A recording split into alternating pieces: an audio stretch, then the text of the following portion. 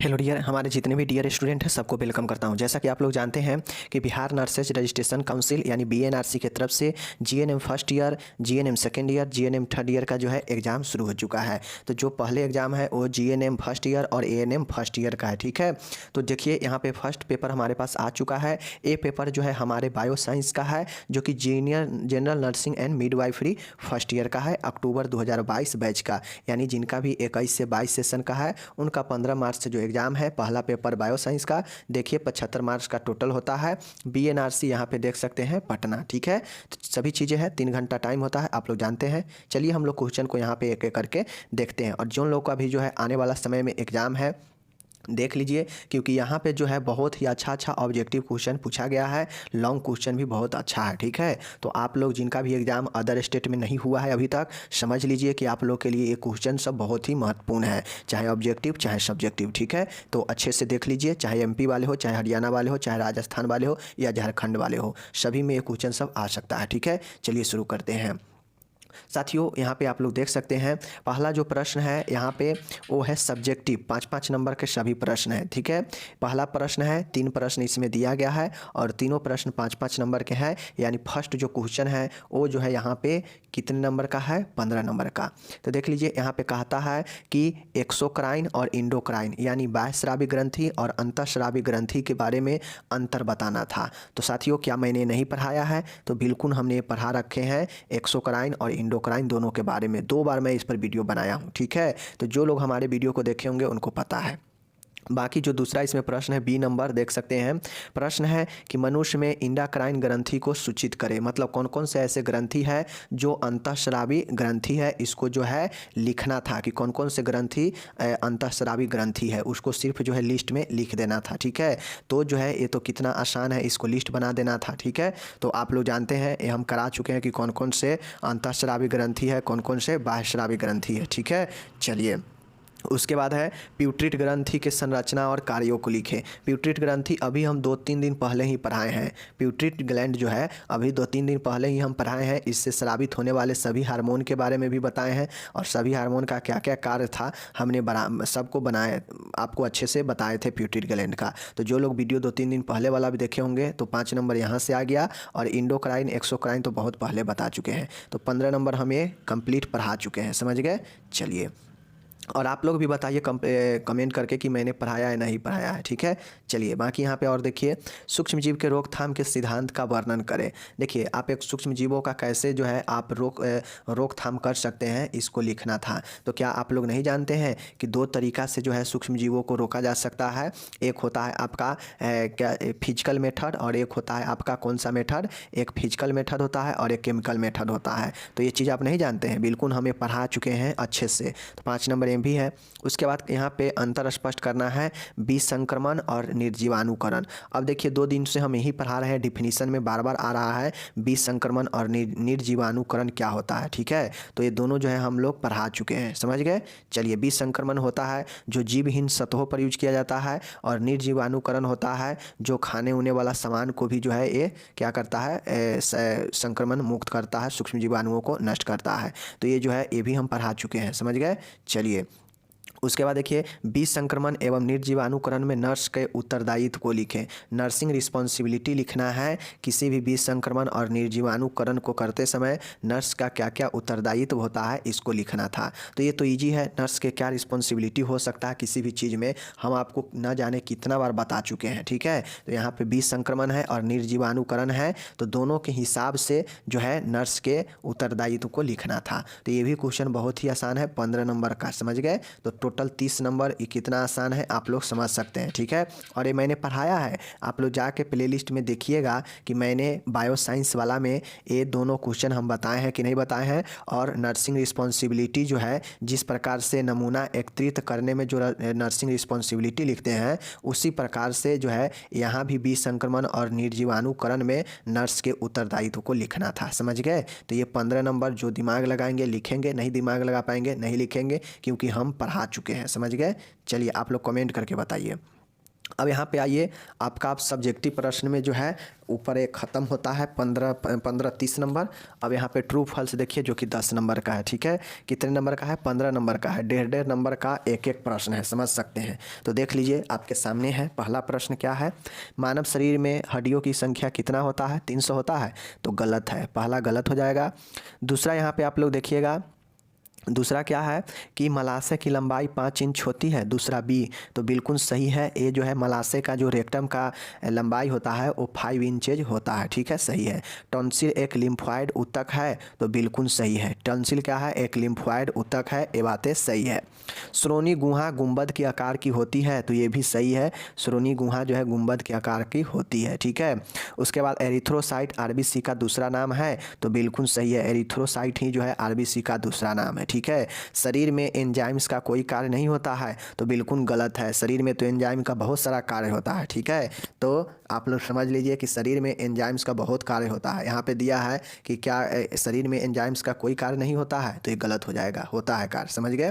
तो पहला गलत, उसके बाद 4 लगातार सही, और जो है पाँचवा जो है छठा जो है एक गलत हो जाएगा, ठीक है। देखिए अभी तक जो हम ये ट्रू फॉल्स बता रहे हैं ना, इस ट्रू फॉल्स में जो है बहुत लोग जो है क्या किए हैं, गलत किए हैं, ठीक है। अगर आप लोग मेरे बायो साइंस के ट्रू फॉल्स वीडियो देखे होंगे तो उनको जो है ये सब क्वेश्चन बहुत आसान होगा। जाके ट्रू फॉल्स वाला मेरा वीडियो देखिएगा, पता चल जाएगा, ठीक है। 21 से 22 वाले सेशन में जो हमने प्ले लिस्ट बना कर रखा है, ठीक है। अगर नहीं देखेंगे तो फिर नहीं बनेगा, समझ गए। मैं जितना कराया हूँ, जितना पढ़ाया हूँ अभी तक, वो सब मेरे ही अंदर से है। जो लोग अगर एक एक वीडियो को मेरे देखे होंगे उनको पता है कि सच में वहीं से है, ठीक है। मानव हृदय में 4 कोष्ठक 4 चैम्बर होता है, सही है। पेट में सल्फ्यूरिक एसिड होता है, गलत है। पेट में कौन होता है? हाइड्रोक्लोरिक एसिड होता है, HCl होता है, ठीक है। चलिए, फीमर शरीर की सबसे बड़ी अस्थि है, तो सही है, समझ गए। चलिए, ये हो गया आपका ट्रू फॉल्स खत्म। 15 नंबर, 15 45 नंबर। अब यहाँ पे 15 नंबर का और सब्जेक्टिव है शॉर्ट क्वेश्चन, ठीक है। देख लीजिए 4 में 3 का जो है यहाँ पे जवाब देना है। मैं मेटाबॉलिज्म भी पढ़ा चुका हूँ, स्टरलाइजेशन भी पढ़ा चुका हूँ, ठीक है, और प्यूटरी ग्लैंड भी पढ़ा चुका हूँ, तीनों पढ़ा चुका हूँ। 3 का ही जवाब देना था, समझ गए। तो ये जो है 15 नंबर यहाँ पे आपका आ चुका है। जो मैं बता रहा हूँ जाके आप लोग सिर्फ मेरे प्ले लिस्ट को देखिए, पता चल जाएगा कि हम पढ़ाए हैं या नहीं पढ़ाए हैं, समझ गए।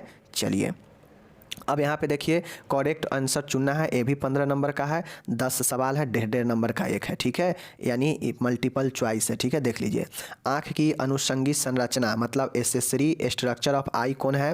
तो देखिए लेंस, कोरोवाइड, स्क्लेरा, ये सब तो जो है मेन स्ट्रक्चर है आँख का। एसेसरी स्ट्रक्चर में ए पलक है, समझ गए, तो ये ए वाला सही होगा, ओके। अंडाशय का आकार कैसा होता है? देखिए यहाँ पे जो है ए पूछा है कि शेप पूछा है, तो शेप जो है इसका ओवल के आकार का होता है, और अंडाशय ओवरी का, समझ गए ना। बहुत लोग जो है गर्भाशय समझ के ए मार दिए होंगे, जो कि गलत है, समझ गए। गर्भाशय अगर पूछता तब नाशपाती के जैसा होता, समझ गए ना। लेकिन यहाँ पे ओवरी पूछा है, अंडा से पूछा है, अंडा, तो अंडा से जो है किसका का ओवम के हो जैसा होता है, और जिसको हम लोग एलमंड शेप भी बोलते हैं, समझ गए। चलिए, उसके बाद आप लोग यहाँ पे देखिएगा कि एक वयस्क व्यक्ति की मूत्र वाहिनी कितनी लंबी होती है?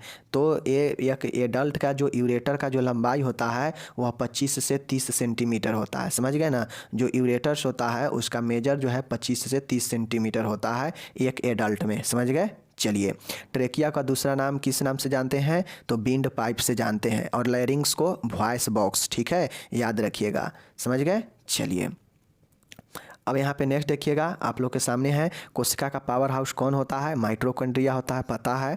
कौन जो है ब्लड जमने का कारक नहीं है, ठीक है। तो आप लोग को पता होना चाहिए ब्लड फैक्टर कुल कितना होता है? तो कुल जो है 13 ब्लड फैक्टर होता है, समझ गए। यहाँ पे दिया है 9 दिया है, 13 दिया है, 12 दिया है, तो ये 9 भी होगा, 13 भी होगा, 12 भी होगा, ये तो ब्लड फैक्टर होता ही है। डी ऑप्शन जो है आपका इनमें से कोई नहीं होगा, समझ गए, क्योंकि ये तीनों तो ब्लड फैक्टर होता ही होता है, क्योंकि कुल 13 फैक्टर होता है, समझ गए, 1 से लेकर 13 तक। तो ऐसे में जो है डी ऑप्शन आपका इनमें से कोई नहीं सही होगा, समझ गए। चलिए, नेक्स्ट देखिए, पेरिकार्डियम किसका आवरण है? तो आप लोग जानते हैं पेरिकार्डियम जो होता है वह पेरिकार्डियम हृदय का सबसे बाहरी भाग है, पेरिकार्डियम, समझ गए।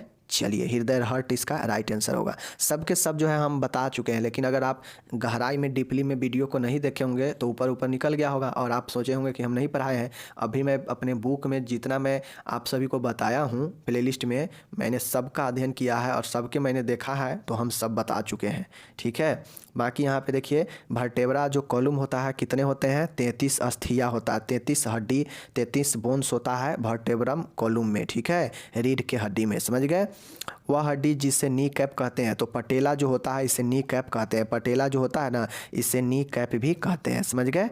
चलिए नेक्स्ट यहाँ पे देखिएगा, किस ब्लड ग्रुप में एंटीजन नहीं मिलता है, तो जो ओ ब्लड ग्रुप होता है ना इसमें कोई एंटीजन नहीं होता है। हम कई बार बता चुके हैं लाइव में कि जो एंटीजन ओ में नहीं होता है। ठीक है, चलिए ये हो गया आपका समाप्त। चलिए बहुत आसान आसान ऑब्जेक्टिव था। बाकी जो लोग अभी एग्ज़ाम होने वाले हैं वो लोग अच्छे से देखिए, ये ऑब्जेक्टिव सब अच्छा पूछा गया है, यहाँ पे आपके भी एग्जाम में आ सकता है इस प्रकार से। ठीक है, पहला प्रश्न देखिएगा, डायफ्राम का आकार कैसा होता है, तो डायफ्राम होता है इसका आकार जो है डोम के आकार का होता है। किस आकार का, डोम के आकार का, समझ गए, याद रखिएगा किस आकार का, डोम के आकार का। ओके, चलिए नेक्स्ट देखिएगा, श्वेत ग्रंथिया, समझ गए ना, श्वेत ग्रंथिया स्वीट ग्लैंड्स कहाँ पे मिलता है, किस लेयर में, त्वचा के। तो ये हम अच्छे से त्वचा वाले में पढ़ाए हैं कि आपके जो है जो एपिडर्मिस होता है, जो त्वचा के ऊपरी वाला लेयर होता है उसमें कोई ग्रंथि नहीं पाया जाता है। ठीक है, आपके जो डर्मिस होता है, जो त्वचा का रियल त्वचा जिसको बोलते हैं, डर्मिस वाला में जो है विभिन्न प्रकार के ग्लैंड पाया जाता है। ठीक है, तो आपका ये डर्मिस राइट आंसर होगा यहाँ पे, समझ गए, क्या होगा, डर्मिस जो है राइट होगा, एपिडर्मिस नहीं होगा, समझ गए। चलिए यहाँ पे क्या होगा, डोम होगा, समझ गए। चलिए नेक्स्ट देखिएगा, तीसरा है कि vermi form appendix project from, मतलब जो उंडू पूछ जो होता है, जो अपेंडिक्स होता है कहाँ से निकलता है, तो आप लोग को पता होना चाहिए यह सीकम से निकलता है। कहाँ से, सीकम से जो है निकलता है। ठीक है ना, याद रखिएगा सीकम से निकलता है, उंडुक पूछ मतलब वर्मी फॉर्म सीकम से निकलता है, समझ गए।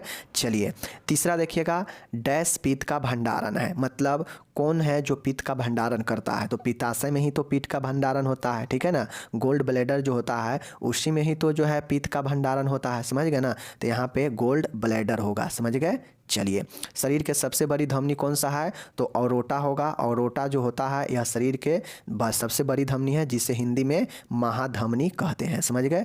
महाधमनी सबसे बड़ी धमनी होती है, समझ गए। चलिए ये हो गया। नेक्स्ट यहाँ पे आप लोग देखिएगा, नेक्स्ट प्रश्न है कि शरीर के सबसे बड़ी ग्रंथि कौन सी होती है, पता है आप लोग को, लीवर होता है, समझ गए। चलिए नेक्स्ट देखिएगा, रक्त की प्रतिक्रिया होती है, तो देखिए रक्त की जो प्रतिक्रिया होती है ना, जो रिएक्शन रक्त का होता है वो होता है आपका रक्त के रिएक्शन जो होता है वह एलर्जिक होता है, समझ गए ना, कि कौन सा होता है, एलर्जी होता है। रक्त के रिएक्शन से विभिन्न प्रकार के एलर्जी होता है, जिसमें हेमोलाइटिक एलर्जी भी होता है, जो डिले भी होता है और फास्ट भी होता है, समझ गए। तो हेमोलाइटिक एलर्जी विभिन्न प्रकार के एलर्जी होता है ब्लड के रिएक्शन होने पर। ठीक है, चलिए नेक्स्ट देखिएगा यहाँ पे कि गुर्दे के सबसे छोटी इकाई को क्या कहते हैं, तो आप लोग को पता होना चाहिए नेफ्रॉन जो होता है यह गुर्दा के सबसे छोटी क्रियात्मक इकाई होती है, समझ गए।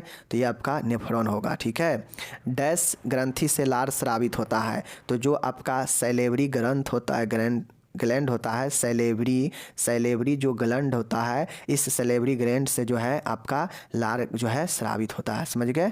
चलिए एक क्वेश्चन हो गया आपका यहाँ पे। लास्ट क्वेश्चन है आपका यहाँ पे कि पैंक्रियाज का भार कितना होता है, तो पैंक्रियाज का जो भार होता है वो आपका होता है 70 से लेकर 90 ग्राम, समझ गए। 70 से लेकर 90 ग्राम जो है आपका ये राइट आंसर होगा, समझ गए, याद रखिएगा। ओके, चलिए ये हो गया।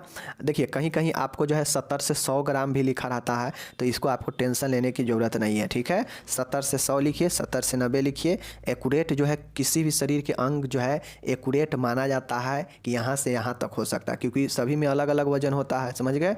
चलिए नेक्स्ट यहाँ पे आप यहाँ पे 5 नंबर का आपका मैचिंग है। ठीक है, देखिए पहला है पल्मोनरी वेन। अब देखिए पल्मोनरी वेन का मतलब क्या होता है कि पल्मोनरी वेन जो होगा ना, पल्मोनरी से जुड़ा है मतलब इसमें शुद्ध रक्त होगा, ठीक है। तो देखिए शुद्ध रक्त वाला कौन है, जिसमें ऑक्सीजन जनित होगा, तो यहाँ पे है, तो एक का सी हो जाएगा, सही मिलान किया है, ठीक है। चलिए नेक्स्ट देखिएगा ऑप्टिक नर्व। तो ऑप्टिक नर्व किस काम के है, तो देखने के काम के है, जो कि आँख से रिलेटेड होगा, विजन से, समझ गए, दृष्टि से, ओके। चलिए तीसरा देखिएगा मायोमेट्रियम। यह जो है गर्भाशय के मध्यम परत है, बीच का परत है, तो देखिए यह गर्भाशय वाला मायोमेट्रियम हो जाएगा, समझ गए। चलिए नेक्स्ट देखिए ब्रेडिकार्डिया। तो मंद हृदय गति, समझ गए, हृदय गति का स्लो होना, धीमी हृदय गति, यही ब्रेडिकार्डिया कहलाता है, ठीक है। चलिए अर्धगोलाकार, अब एक बच गया है, तो जो है इसको इससे मिला दीजिए, समझ गए। अब ये जो है 5 नंबर आपका आसानी से दे दिया। देखिए बहुत आसान ऑब्जेक्टिव था, ये सब के सब हम पढ़ा चुके हैं। हम कितना बार बता चुके हैं कि पल्मोनरी वेन से, कल भी बताए थे कि शुद्ध रक्त जो है बहता है, पल्मोनरी वेन आएगा तो पल्मोनरी लगा रहेगा तो वेन में शुद्ध रक्त, अगर पल्मोनरी लगा रहेगा तो धमनी में अशुद्ध रक्त, समझ गए। अगर सीधा रहेगा वेन तो अशुद्ध रक्त, और सीधा आर्टरी रहेगा तो शुद्ध रक्त, समझ गए। चलिए तो देखिए वीडियो बड़ा इसलिए हुआ है क्योंकि इसमें ऑब्जेक्टिव ज़्यादा दिया हुआ है। देख लीजिए 5 नंबर ये हो गया, उसके बाद आपका 10 नंबर ये है, 15 नंबर, ठीक है। उसके बाद आपका देखिए यहाँ पे 15 नंबर, उसके बाद आपका 15 नंबर, यहाँ 30 नंबर, ठीक है। और उसके बाद 30 नंबर और 15, 45 नंबर का ऑब्जेक्टिव पूछा है। बताइए 45 नंबर का ऑब्जेक्टिव और मात्र 30 नंबर का जो है सब्जेक्टिव क्वेश्चन यहाँ से पूछा गया है, समझ सकते हैं। तो कितना जो है, अगर अभी 6 क्वेश्चन है, 6 क्वेश्चन में से जो है मात्र जवाब देना था 5 क्वेश्चन का ही, समझ गए। 6 क्वेश्चन में से मात्र 5 क्वेश्चन का ही जो है जवाब देना था, समझ गए। तो ऐसे में तो सब लड़का ऑब्जेक्टिव ही ज़्यादा मारा होगा, कौन जाएगा रिस्क लेने, तो सब अपना अपना ज़्यादा ऑब्जेक्टिव मारा होगा, सब्जेक्टिव को छोड़ दिया होगा, तो वही चीज़ें हैं। तो देखिए 45 नंबर के ऑब्जेक्टिव, 45 में अगर कोई बच्चा कितना भी गलत करेगा तो 40 नंबर तो ऑब्जेक्टिव जरूर सही करके आया होगा, समझ गए। और 40 नंबर ये हो गया उसको, और उधर जो है 30 में अगर कितना भी गलत लिखेगा तो जो है उसको 20 नंबर जरूर मिल जाएगा, तो उसको 60 नंबर यही हो गया, और 60 नंबर ये हो गया, 25 नंबर उसको मिल जाएगा प्रैक्टिकल में, तो उसको 85 नंबर हो गया। उसको अब क्या चाहिए, 85 नंबर बायो साइंस में जब आ जाएगा तो ये देखिए कितना आसान बिहान। हाँ लेकिन एक बात मानना पड़ेगा कि बहुत सारे ऑब्जेक्टिव ईजी है, बहुत सारे ऑब्जेक्टिव सही है, बहुत अच्छा है। तो आप लोग जो जिनका भी एग्जाम होने वाला है देख लीजिए अच्छे से, और क्वेश्चन को प्रैक्टिस भी कर लीजिए जो क्वेश्चन यहाँ पे पूछा गया है, समझ गए। चलिए मिलेंगे अगले वीडियो में, तब तक धन्यवाद।